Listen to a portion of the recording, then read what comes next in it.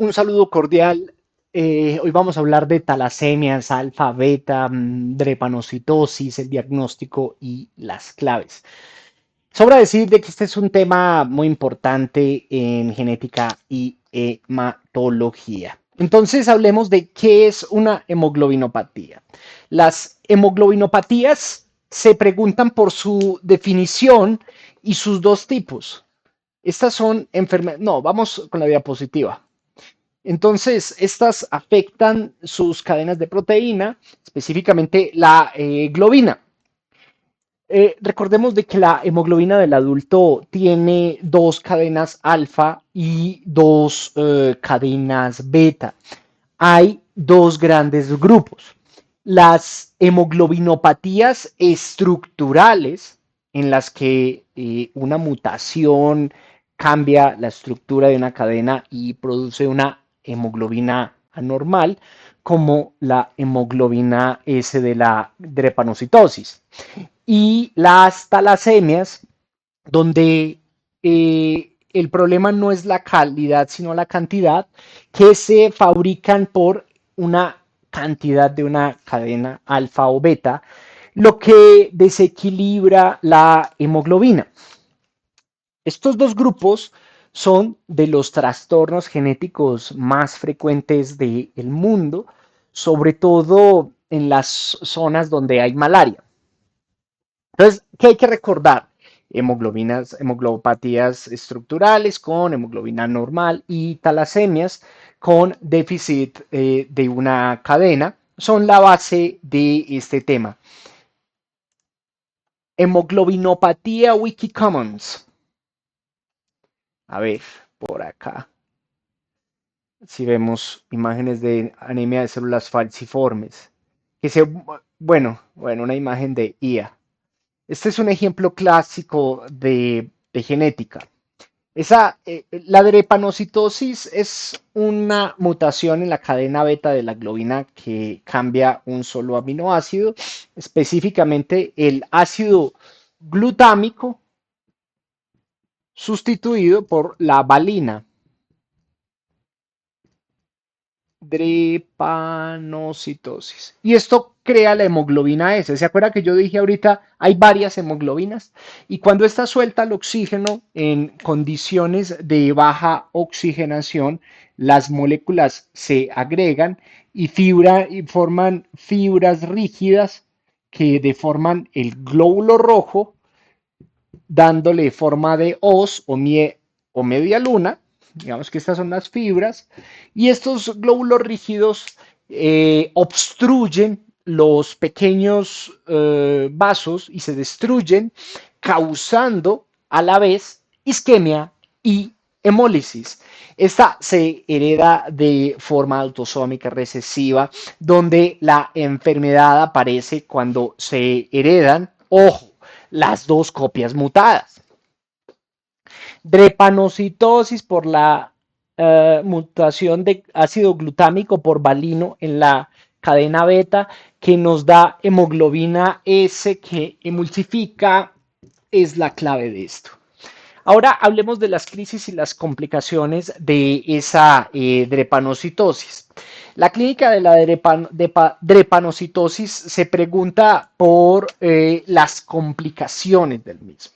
Aquí hablamos de que la manifestación más característica a este respecto son las crisis vasooclusivas, donde los glóbulos falciformes obstruyen los vasos y causan isquemia dolorosa en huesos, tórax, abdomen y otros órganos, con episodios de dolor intenso que se desencadenan por infecciones, deshidratación, frío y falta de oxígeno. Las complicaciones de esto son bien complicadas, donde la hemólisis crónica da anemia e ictericia y subsecuentemente la obstrucción daña órganos y el vaso que se infarta y deja de funcionar, llamada autoesplenectomía, aumenta el riesgo de infecciones, ojo, por bacterias encapsuladas. Hay que ver todo ese tema de infectología que hablamos acá. Los pulmones con el síndrome torácico agudo, el cerebro con ictus, los huesos y el riñón. Yo creo que está más claro en la diapositiva.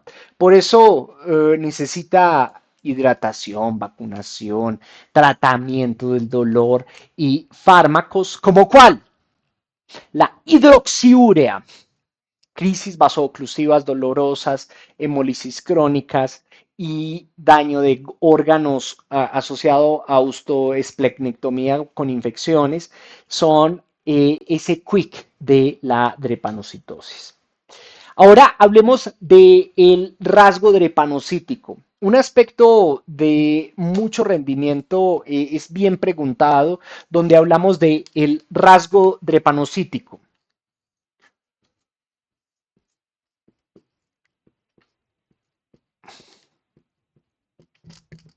Quien tiene una sola copia del gen mutado, hay que ver el apartado de genético, es portador.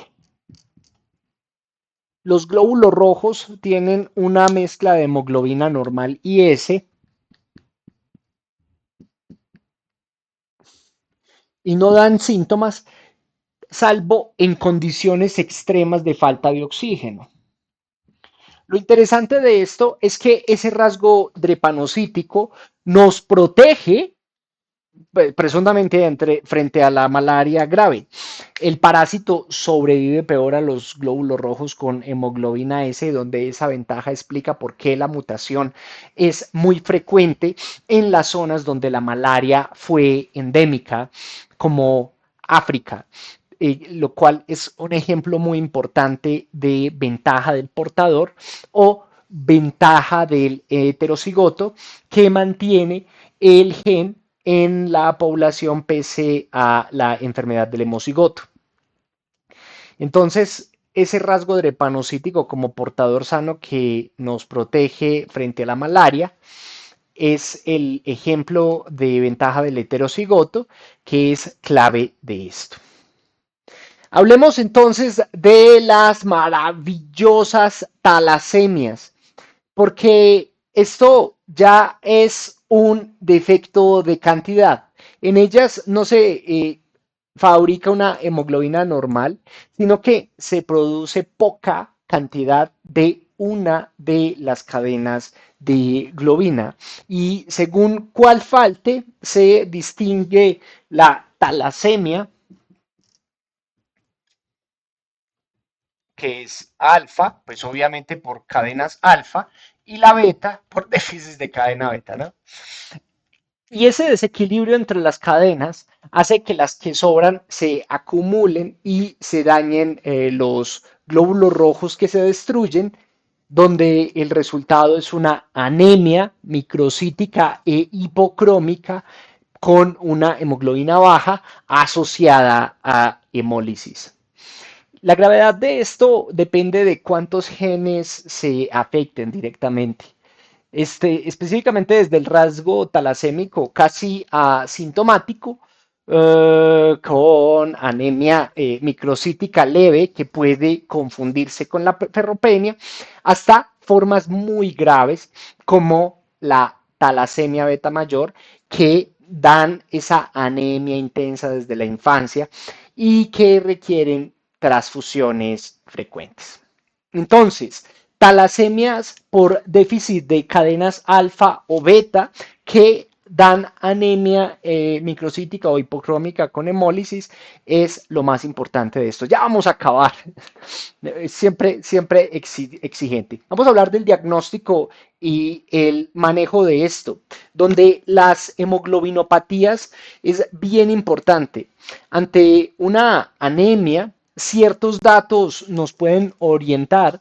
Una anemia microcítica que no responde a hierro con ferritina normal nos sugiere una talasemia.